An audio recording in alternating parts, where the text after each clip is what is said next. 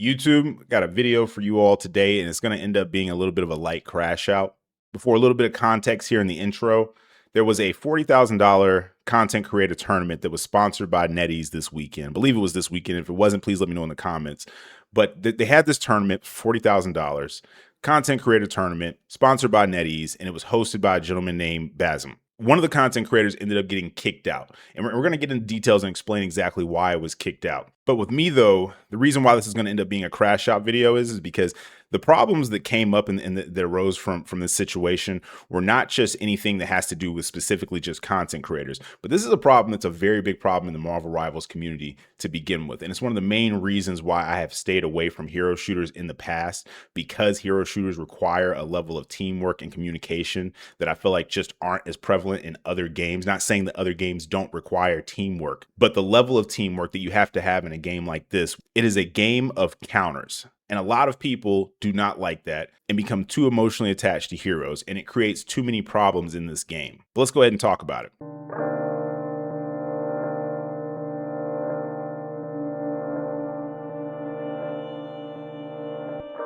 YouTube, what's going on, man? It's Father Dark. I'm here on a beautiful Monday morning. It is a holiday. Hope everybody's had a great weekend. Hope everybody's enjoying season 6 of Marvel Rivals. If you're not, I'm sorry to hear that. I do apologize.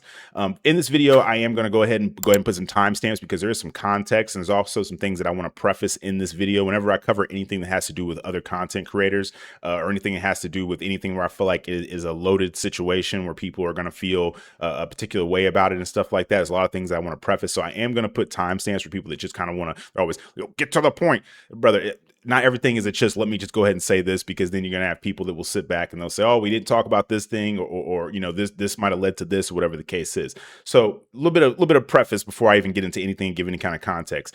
On this channel, no matter how I feel about something or what it is that I'm talking about, I just want to reiterate, never promote any kind of hostility, negativity, or anything toward other content creators or other people that I'm talking about in the video. If anybody comes in my comment section or goes to anyone else's comment section, spreading in kind of hate or negativity and stuff like that, I will just go ahead and mute you into oblivion. You will have to give your opinions and your thoughts and stuff into a black hole that is YouTube's mute section, right? I'm not going to see it. Anybody else is not going to see it. Here on this channel, I encourage anyone, if you're going to give your opinions or your thoughts, to be able to do it like a grown-up, where you can articulate yourself without having to put anybody down or be disrespectful. Now that we've got that out of the way, let's go ahead and give a little bit of context here. So like I said, there was this 40K not pro tournament, but a content creator tournament that happened. It was sponsored by NetEase, and it was hosted by a gentleman named Basm. Okay, you have three main people here that I want to talk about. Okay, you have Cece, which is a content creator.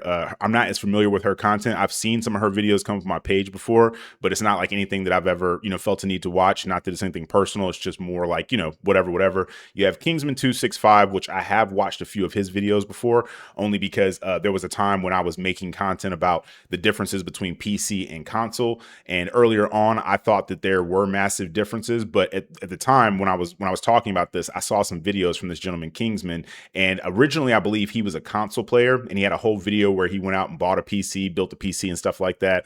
Ended up reaching like top 500 as Magic or something like that on PC. So that was a video that I was interested in at the time, but outside of that, I haven't really paid much attention to his content.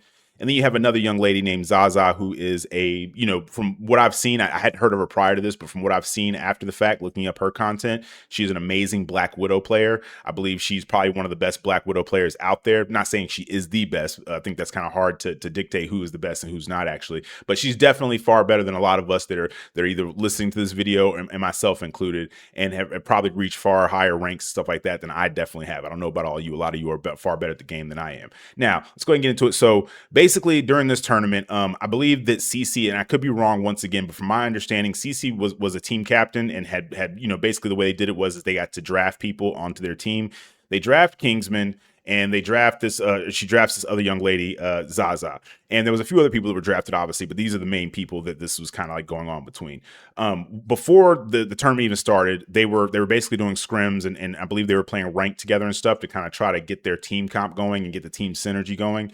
And Kingsman initially was basically like, "Hey, listen, is it possible for us to be able to play anything other than Widow?" Because like I said, this young lady Zaza, that's what she does. She plays Widow. And she basically was like, no, I'm going to play Widow. That's just going to be the case. Now, Kingsman, he just kept pushing this, and I try to be fair and unbiased on this channel, but I am a human being, so there are situations where when I've been in them personally, I get annoyed by them. And in a game like this, that is a game of counters. This is basically a far more in-depth version of rock paper scissors, right? And if you're just playing rock paper scissors casually, that's one thing. But if we're playing for money on the line, or for any kind of anything, and we know that the enemy team is going to keep picking scissors, why would you try to play rock or paper into that? That, to me, that's just silly. And he just kept asking, and they were basically like, no. It started out to where it was just kind of like a jovial thing at first, and then as time went on, it became very toxic. He kept asking, and they kept saying no. And the more that he asked, and the more that he tried to explain it, the more that they started to basically crash out on this man. Now, really quick, we do have to keep the lights on, so we're gonna have a quick word from our sponsor really fast, and then we're gonna get right back into it. All right, so let's be honest. Who doesn't love buying cosmetics in video games nowadays? We all love to get a flashy new skin to show off to our friends and sometimes even our enemies. But getting all the different cosmetics that we want can start to add up and be a bit pricey.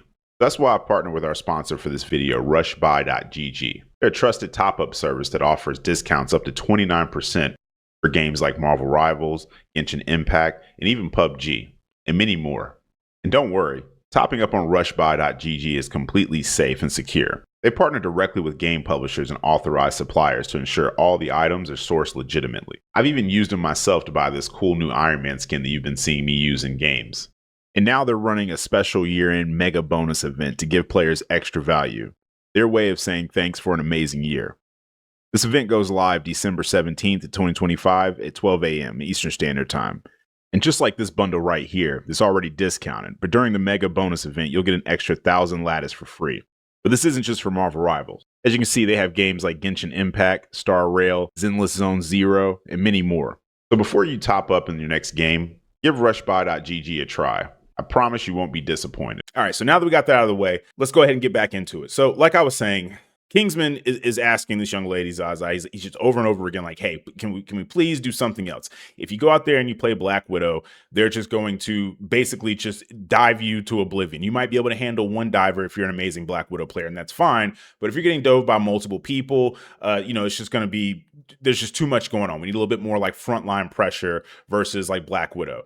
And eventually it got to a point where people were telling him, shut the hell up. And I mean, I'm making it sound nicer than it was. They're sitting there telling him to shut the hell up and, getting on him. And they have in multiple games. And this isn't even, the tournament hasn't even started yet. These are just like their warm-up games and stuff, and then playing ranked, where, this Black Widow player people were playing into her counters and stuff. I saw one match where she went 0-5. And then there was, just to be fair, another match where she had popped off or whatever.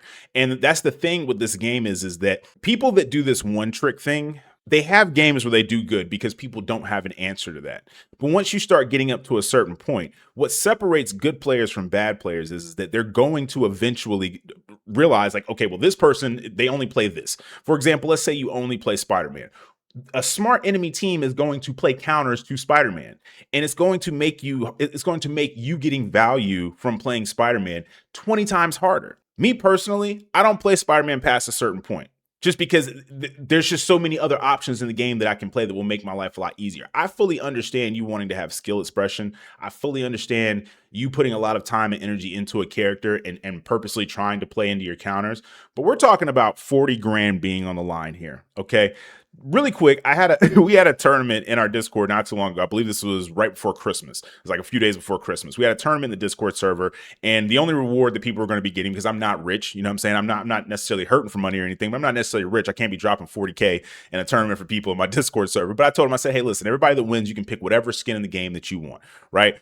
Ultimately, I think I spent like $1.30 or something like that. But these people still came out and gave it their all in this tournament. And the only thing you were winning was a free skin. Yeah, it was a free skin for 6 people. But at the same time, though, you think if there wouldn't have been $40,000 on the line, that these people wouldn't have came out here and literally done everything they possibly could have done, right?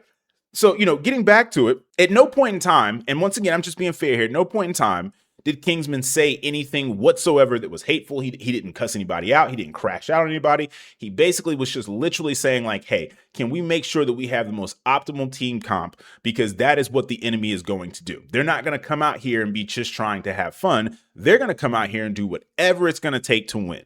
And like I said, even though he didn't do that, the other two young ladies actually did kind of crash out on him. Now, being fair, just being fair, Kingsman was being a bit pushy. If I would have been in his shoes personally, I would have kind of realized that they weren't trying to hear what I had to say after the first couple of times that I tried to explain it in a way that totally made sense and was not being toxic or mean or anything whatsoever. I would have just dropped it because that's just how I am. I'm at a point in time in my life where I don't have the energy to argue and debate with people. There's been times where I was playing rank with people and then one person joined in and that person became very mouthy and wanted to try to control every aspect of everything and wanted to complain about everything. Me, I'm just like, oh man, I got to go eat or something, or, my kids need me to help with their homework or whatever. And while those things may or may not be true at the time, it's just easier for me to back off and get out of a situation versus trying to sit here and just like keep arguing with people. I'm beyond that point in my life, right?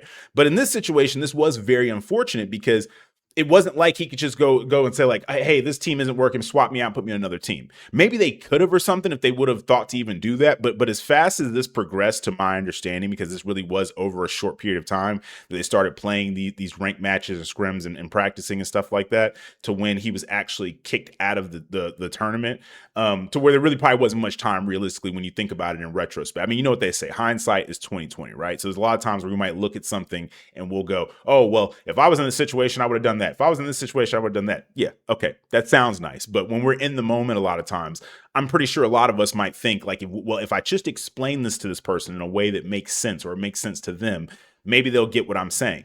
But the point is, though, is that you have this young lady and all she wanted to play was Black Widow. And I understand, like I said, she is an amazing Black Widow player. I'm not taking that away from her. I would give her flowers. She's an amazing Black Widow player. And Black Widow is objectively one of the hardest, if not the hardest character in the game to really use and consistently get value out of, especially at a high skill level. I mean, at a high level of play and stuff like that. So to me, that's understandable. But at the same time, though, why are you playing a team-based game if you don't want to be a team player and be able to flex? This is something, and this is not just particular to this situation. This is something that way before this situation has happened here on this channel, I have constantly been promoting flexing. Learn to flex, not just flex within your role. Don't just say, I'm a DPS player or as a DPS main. None of you should have mains in this game. There shouldn't be mains. Because the reason that I love this game is because no matter who it is in the game, there is always a counter or a solution to that problem. If you're playing Hawkeye, we're going to coordinate dive against you. We're not going to just sit back and let you keep headshotting us from a mile away. No, that's where you're comfortable at. We want to make you uncomfortable. I love playing Thor, but Thor is not good in every situation. If we're playing domination or something, he's amazing. But if we have to push a cart and we got a long ass space that we got to go through, we need a shield tank, brother. That's just what it is.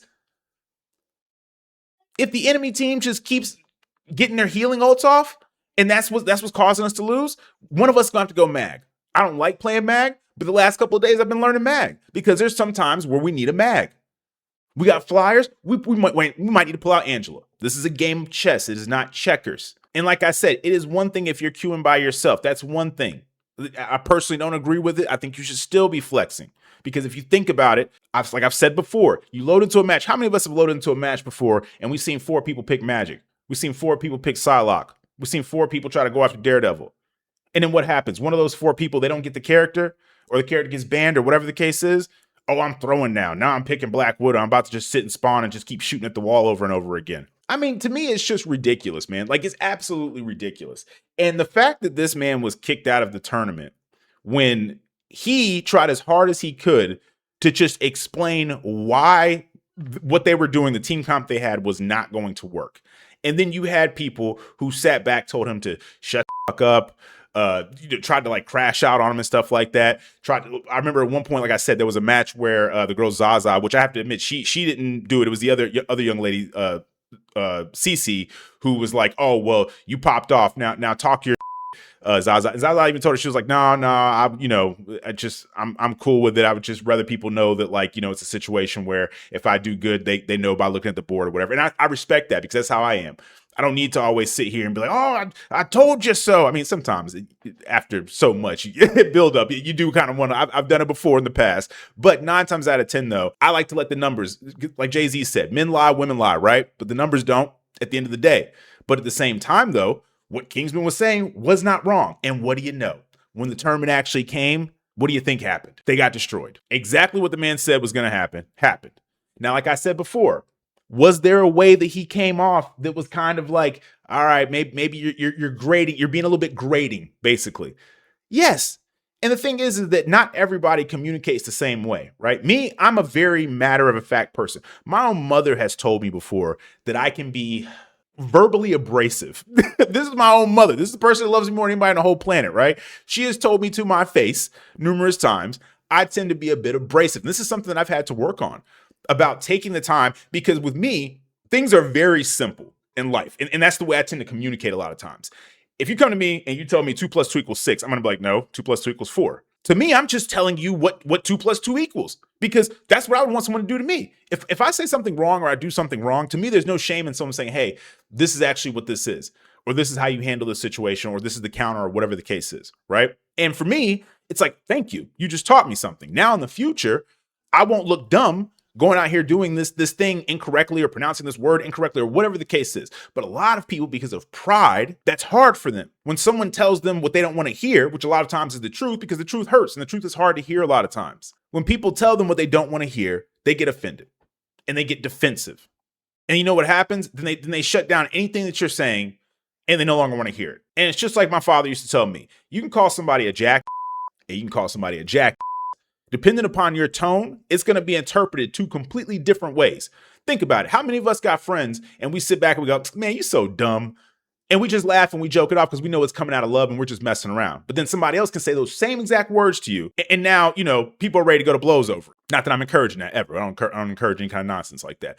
Point I'm making, though, is that just off of your tone and how you say something to somebody, you're going to get two completely different responses, even though you've said the same exact thing. And in all fairness, he could have maybe been a little bit easier, and gentle with how I was coming across. Not saying that I feel like he said anything crazy or out of line or anything, but like I said, the tonage is a lot of times very important. Me and my wife were having this conversation the other day. She was playing Moon Knight and I was telling her, I was like, hey, you're playing Moon Knight wrong. You're throwing the Ankhs down, but you're shooting like people around the Ankhs. You're not actually shooting the Ankh when they're standing within range.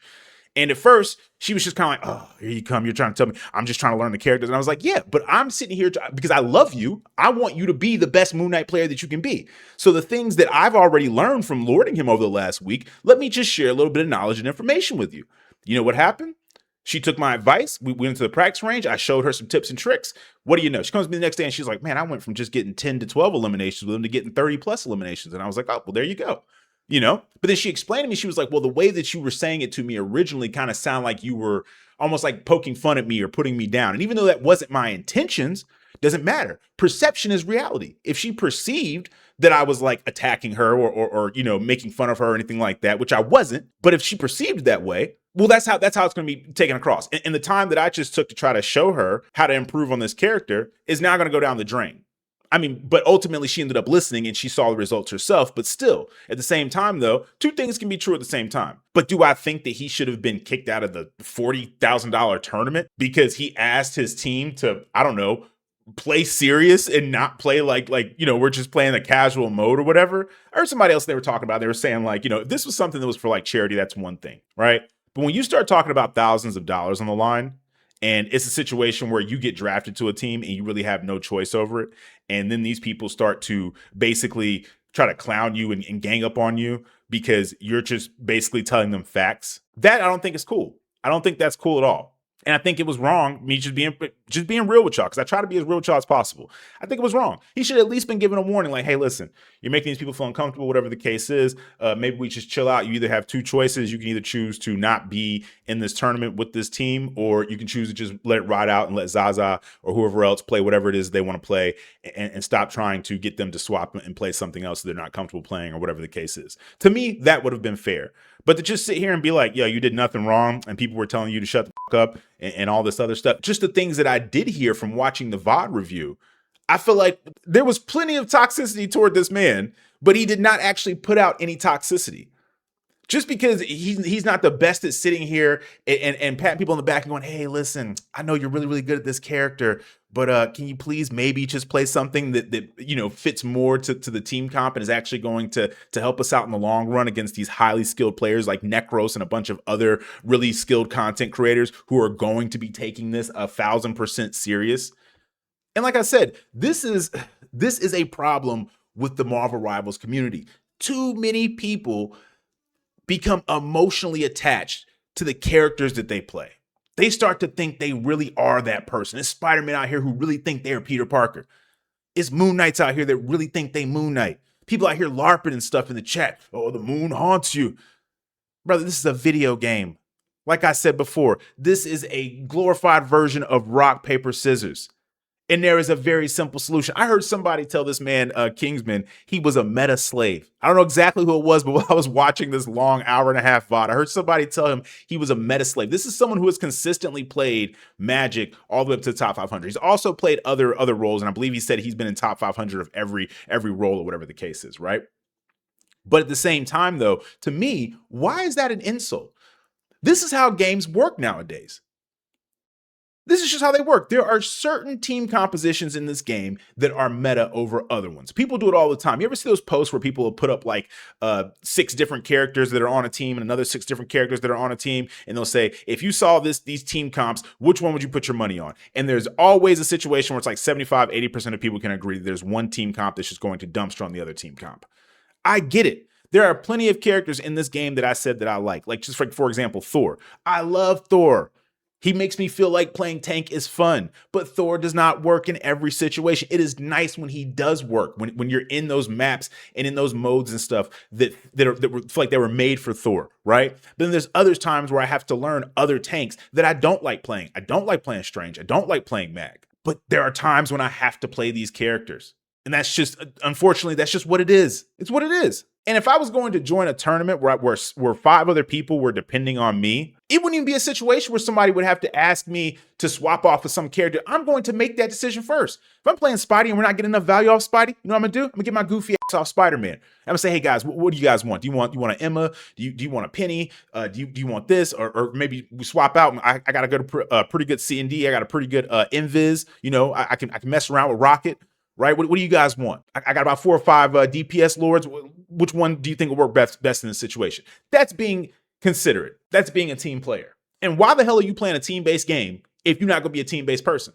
That makes no sense. And you know, what's different about games like this and like playing a sport, for example. See, in sports, like physical sports, like football, basketball, things like that. Let's say that you're a football player. If you're a quarterback, you're a quarterback. That's what you do. If you're a receiver, you're a receiver. That's what you do. Because you know why? Because you're getting drafted to a team for a specific role. That's how they're doing it. If you're part of the defensive line, that's what you are. You're part of the defensive line. But what's different with sports versus, and even in esports, you have this a lot of times where you have actual esports professional teams and stuff where that's all they do. They play together. They live together. They play every single day, all day long. They practice together, and they all have one thing that they're very good at specifically, maybe something else they can flex to, but it's just not going to be as good as that main thing they do. But even still, though, that's their thing. But when it comes to everyone else that plays video games, you never know what you're being put into. I have been put in too many lobbies where people only knew how to play a particular thing. And they will tell you straight up to your face, oh, well, you know, I'd play tank, but I don't really know how to play tank. Brother, this game's been out for over a year now. Yo goofy ass ain't learned how to get on tank.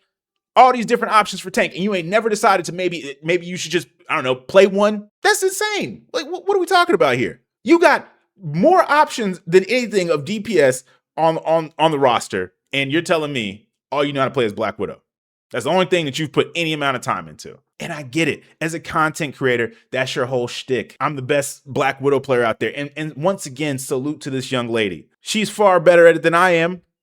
I got maybe 30 minutes on Black Widow combined. Because I just ain't never really seen the relevance. But I'll tell you this, though. I have run into some Black Widow demons out there. Some Black Widows that have straight up run the lobby. And I respect when people can do that. Just not in no $40,000 tournament.